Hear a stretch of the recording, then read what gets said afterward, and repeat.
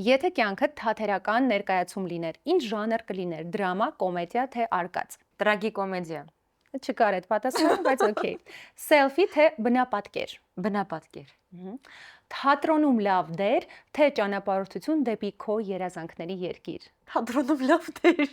Երկիրը հանեցինք։ Եթե պիտի մենակ մնաս մի վայրում, որը կընտրես՝ Մալդիվները, թե Օմանը։ Մալդիվներ։